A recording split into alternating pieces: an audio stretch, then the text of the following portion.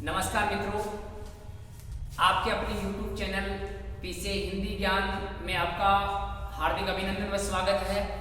दोस्तों, आप लोगों के लिए फिर से हम बहुत ही बेहतरीन वीडियो लेकर आए हैं, जिसमें हम वर्ण विचार के अंतर्गत पढ़ने वाले हैं। आज व्यंजन ध्वनियों को पीछे हम पढ़ चुके हैं, यहाँ पर स्वर ध्वनियों को पूर्ण कर चुके हैं।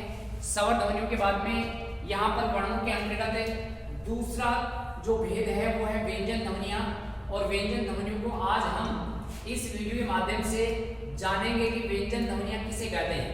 मित्रों, यहाँ पर आपको बता दें कि ऐसी ध्वनियाँ जिनका उच्चारण करने पर श्वास वायु किसी रुकावट या संघर्ष के बाद रुकावट या संघर्ष के बाद मुख से बाहर निकलती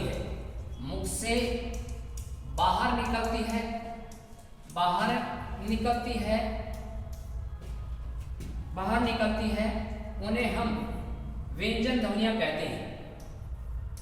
उन्हें हम क्या कहते हैं? व्यंजन ध्वनियाँ कहते हैं। निकलती है उन्हें दोस्तों व्यंजन ध्वनियाँ कहा जाता है। तो ये तो हुई व्यंजन ध्वनियों की परिभाषा, उन्हें व्यंजन ध्वनियाँ कहते हैं। ये तो हो गई है परिभाषा कि ऐसी ध्वनियाँ जिनको बोलने पर श्वास वायु किसी रुकावट, किसी संघर्ष, किसी अवरुद्ध के बाद मुख से बाहर निकलती है, उन्हें हम व्यंजन ध्वनियाँ कहते हैं या उनको व्यंजन ध्वनियाँ कहा जाता है। ये बात हो गई व्यंजन ध्वनियों की। इसके बाद में आगे चलें तो मूलतः व्यंजन ध्वनियाँ, इनकी संख्याओं की बात करें तो व्यंजन ध्वनियाँ होती है मित्रों कितनी? मूलतः 33 होती हैं, और इन 33 ध्वनियों को 3 श्रेणियों में बांटा गया है। कितनी श्रेणियों में बांटा गया है दोस्तों? 3 श्रेणियों में विभाजित किया गया है।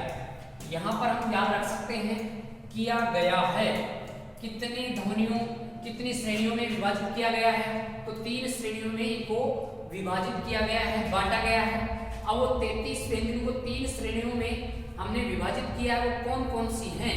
यहाँ पर आप ध्यान दें। तो यहाँ पर दोस्तों पहले नंबर पर हम चलेंगे तो यहाँ स्पर्श व्यंजन होंगे, स्पर्श व्यंजन, और स्पर्श व्यंजनों के बाद में हम आगे चलेंगे तो दूसरे नंबर पर रहने वाले हैं दोस्तों अंतस्थ व्यंजन। ये हो गई दूसरी श्रेणी अंतस्थ व्यंजन। और तीसरी श्रेणी के अंतर्गत चलेंगे हम तो यहाँ पर दोस्तों आते हैं ऊष्म व्यंजन। ऐसे हम बात करें तो यहाँ पर व्यंजनों की 3 श्रेणियां हो गई, स्पर्श व्यंजन, अंतस्थ व्यंजन और ऊष्म व्यंजन। मित्रों, स्पर्श व्यंजनों को वर्गीय व्यंजन भी कहा जाता है। वर्गीय व्यंजन भी इनको कहते हैं। क्यों कहते हैं वो हम आगे पढ़ने वाले हैं। स्पर्श व्यंजनों की संख्या बात करें यहाँ पर तो इनकी संख्या देख लेते हैं। 33 को कैसे कैसे विभाजित किया गया है। यहाँ मित्रों स्पर्श व्यंजन या वर्गीय व्यंजनों की संख्या होती है कितनी? 25, और अंतस्थ व्यंजनों की संख्या होती है कितनी? 4, और ऊष्म व्यंजनों की संख्या भी कितनी होती है दोस्तों? 4 होती है। अब मित्रों यहाँ पर ये 25 व्यंजन है, इनको 5 वर्गों में बांटा गया है। कितने वर्गों में बांटा गया है? 5 वर्गों में इनको विभाजित किया गया है। ये 5 वर्गों में विभाजित होने के कारण ही इनका नाम क्या है? वर्गीय व्यंजन भी रहने वाला है। ऐसे दोस्तों संख्या 33, 3 श्रेणियों में पहली श्रेणी अंतस्थ व्यंजन जो 5 वर्गों में बटे हैं, इसी कारण इनको वर्गीय व्यंजन भी कहा जाता है। और 4 व्यंजन जिनको हम अंतस्थ व्यंजन कहते हैं, और 4 व्यंजन जिनको हम ऊष्म व्यंजन कहते हैं। ऐसे दोस्तों इनकी संख्या टोटल कितनी हो गई है? 33 हो गई है। अब मित्रों आगे हम बढ़े तो हम चलते हैं पहली श्रेणी पर, और ये आते हैं स्पर्श व्यंजन।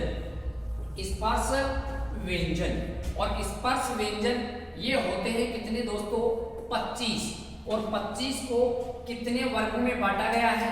तो यहाँ पर अभी आपको बताया है कि ये 5 वर्गों में विभाजित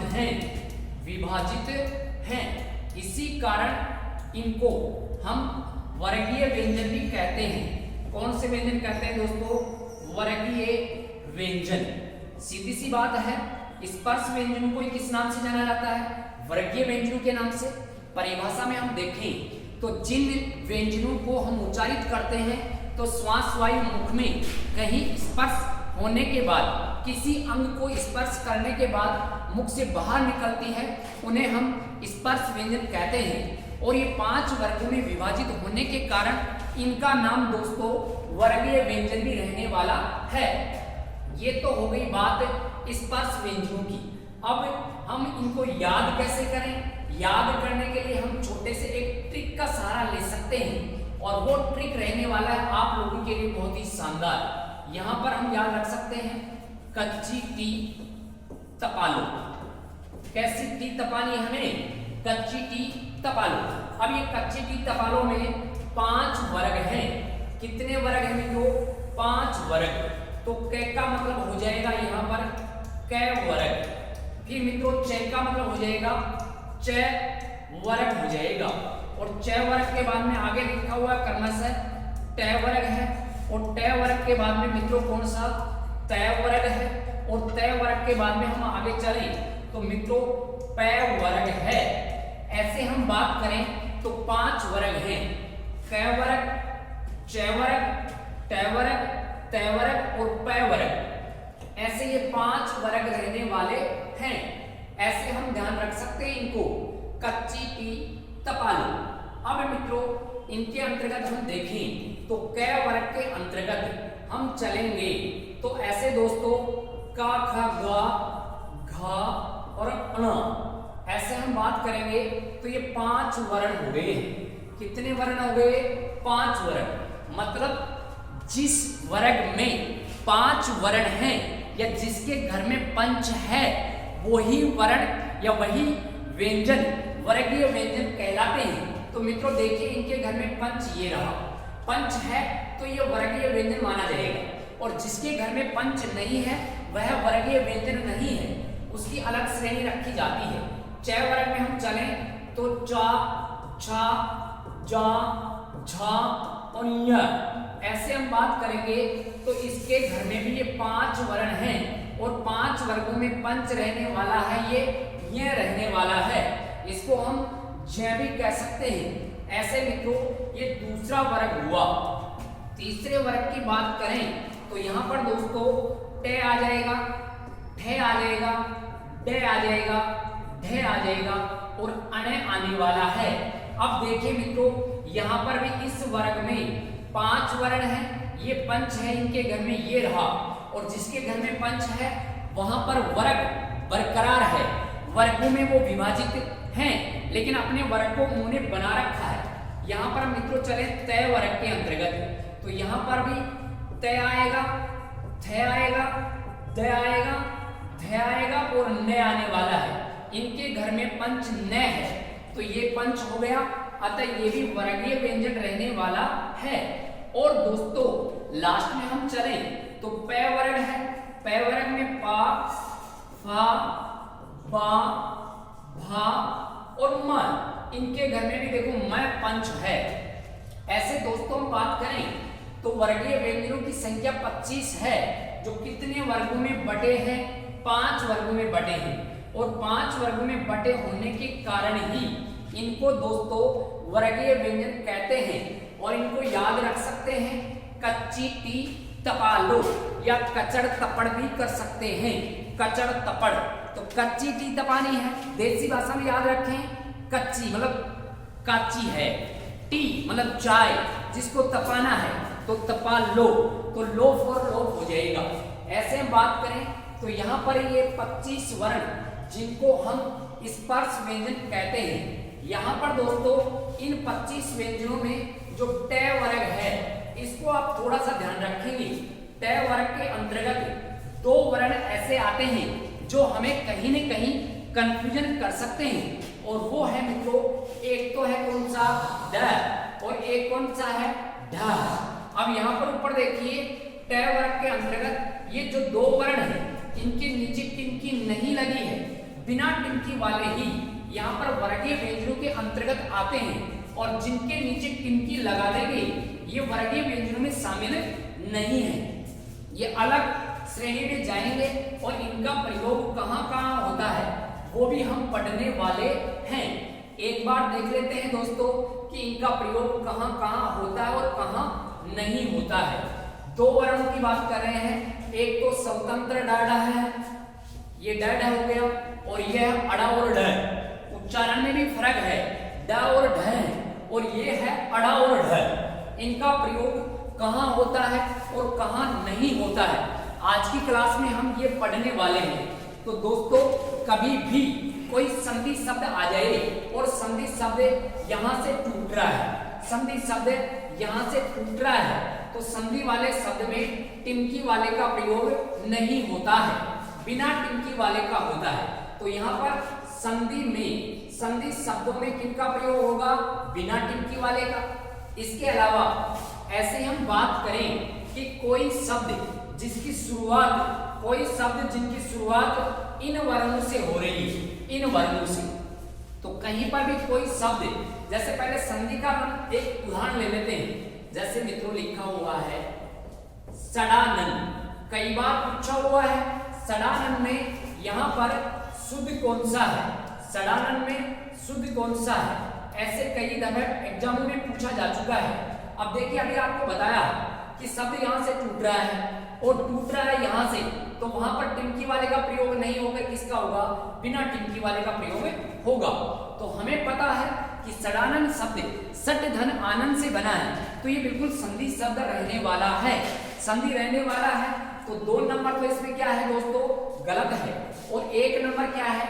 सही है। जैसे इसको तोड़ा हमने तो सट प्लस क्या हुआ? आनंद हुआ, सट प्लस आनंद। और ये जब संधि पढ़ेंगे वहां पर ये आएगा नियम कि किसी भी वर्ग का, 5 वर्ग हमने पढ़े, किसी भी वर्ग का संधि शब्द में तीसरा आ जाए तो तोड़ने पर वह अपने ही वर्ग के पहले में बदलता है। जैसे ये बदला है, ये तीसरा है, और ये तीसरा किस में बदला है? पहले में बदला है। ऐसे ये संधि नियम के माध्यम से हम पढ़ने वाले हैं। तो सड़ानन में 1 नंबर सही और 2 नंबर क्या है दोस्तों? गलत रहने वाला है। अब इसी कड़ी में हम आगे चलें। कोई भी शब्द की शुरुआत होती है, शुरुआत अगर किसी शब्द की हो और शुरुआत में इन चारों में से कोई से भी आए तो टिमकी वाले का प्रयोग नहीं होता, शुरुआत में टिमकी वाले का प्रयोग नहीं होता, बिना टिमकी वाले का प्रयोग होता है। जैसे दोस्तों हम लिखते हैं डमरू। अब ये डमरू शब्द लिखा है तो यहाँ पर बताइए डमरू में कौन सा सही है? तो डमरू में 2 नंबर तो है दोस्तों गलत और 1 नंबर क्या है? सही है।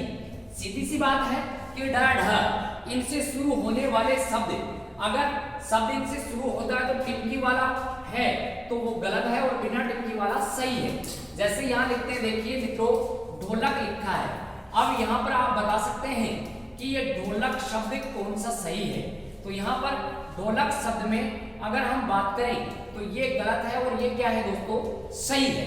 तो ऐसे 2 तथ्य आपको बताए हैं। संधि शब्द में टिमकी वाले का प्रयोग नहीं होता है और शब्द के आरंभ में भी टिमकी वाले का प्रयोग नहीं होता है। तो दोस्तों यहाँ पर शुद्धि अशुद्धि में भी ये वर्ण अपने लिए महत्वपूर्ण साबित रहने वाले हैं। अब मित्रों इनके अलावा और कहाँ-कहाँ इनका यूज होता है या नहीं होता वो हम देखते हैं आगे। दोस्तों कभी भी कोई शब्द आपको लगे कि वास्तव में ये शब्द अंग्रेजी भाषा का है, किसका है दोस्तों? अंग्रेजी भाषा का, तो अंग्रेजी भाषा में भी टिमकी वाले का प्रयोग नहीं होता है। अंग्रेजी शब्द आ जाए तो टिमकी का प्रयोग नहीं होता है। जैसे अभी रीट में भी एग्जाम में पूछा गया था, यहाँ पर मित्रों आपके सामने लिखा है, एक तो लिखा है रोड।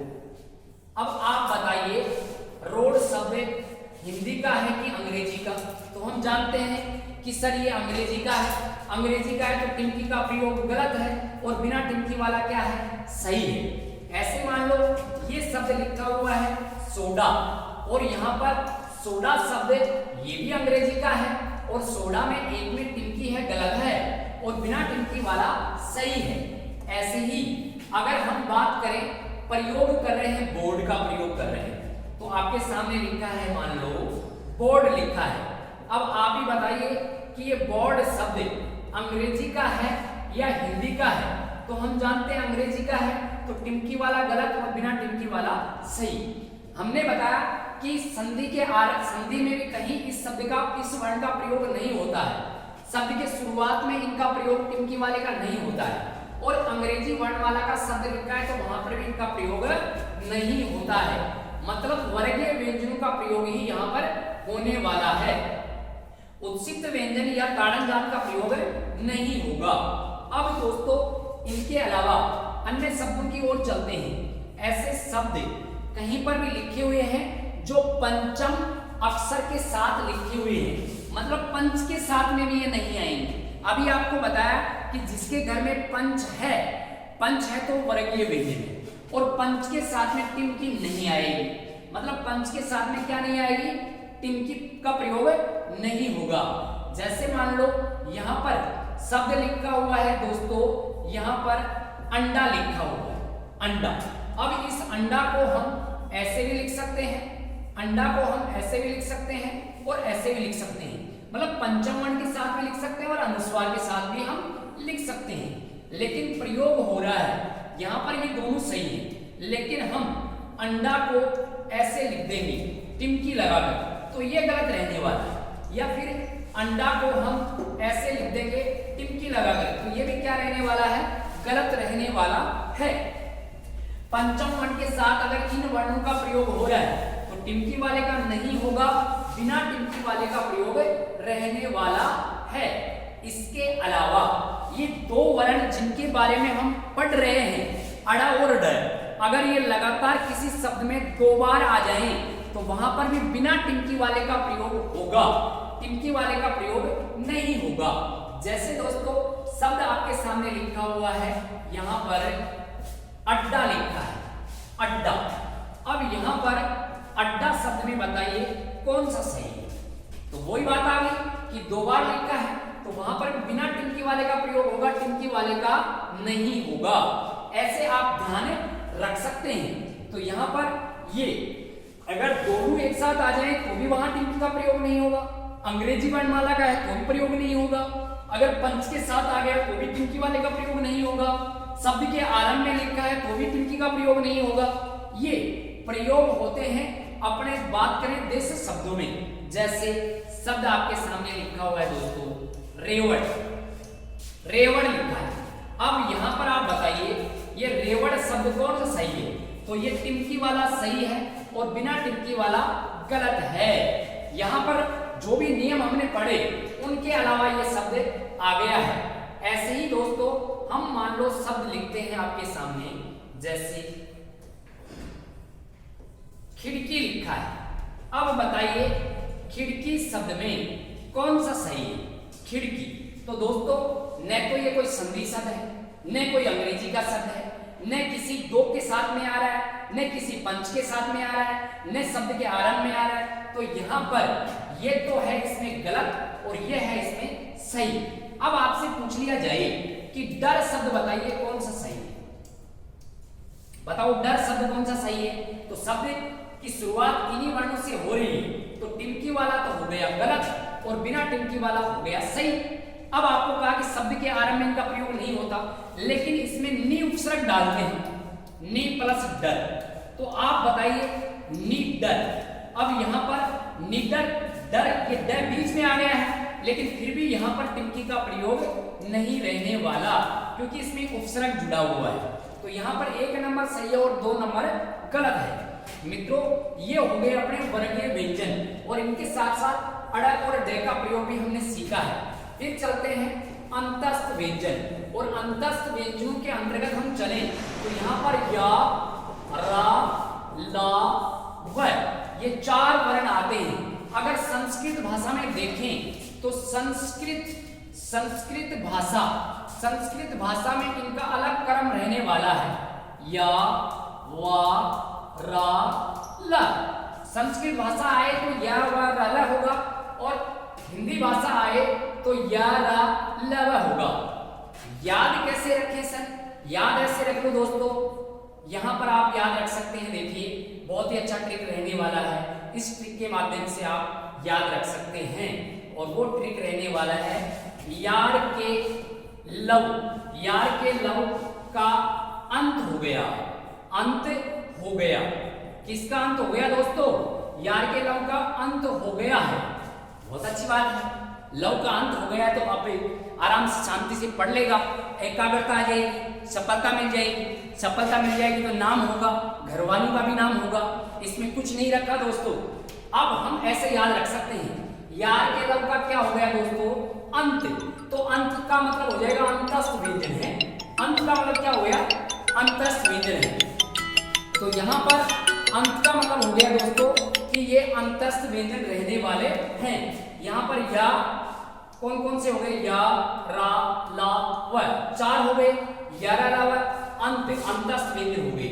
अब यहाँ पर परिभाषा देखें तो जिन वर्णों को बोलने पर अंदर श्वास वायु स्थित है अंदर, वो प्रभावित होती है।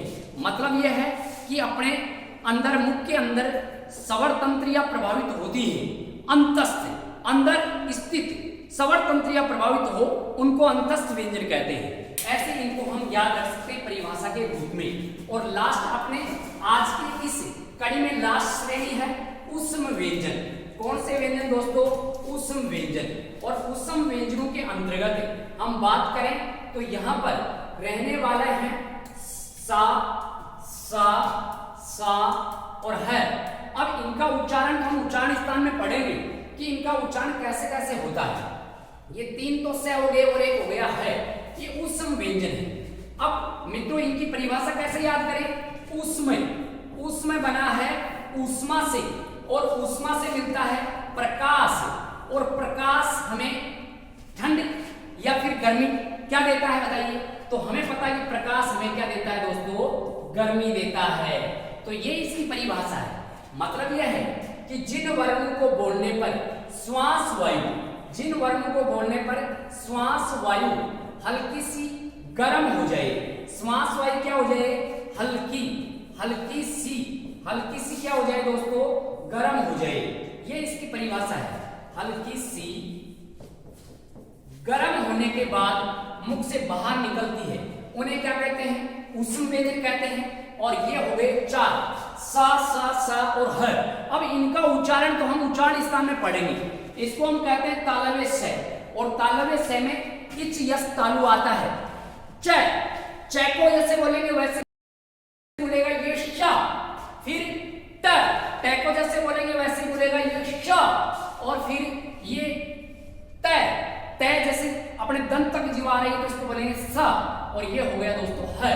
ऐसे ये अपने 3 श्रेणियों के माध्यम से हमने जाना है कि 33 व्यंजनों को 3 श्रेणियों में विभाजित किया गया है। वर्गीय व्यंजन, स्पर्श व्यंजन जिनकी संख्या 5 वर्ग, जिनकी संख्या 25, 5 वर्गों में बटे हैं। अंतस्थ व्यंजन जिनकी संख्या 4 है, ये अपने आप में 4 है तो इनका नाम है अंतस्थ व्यंजन।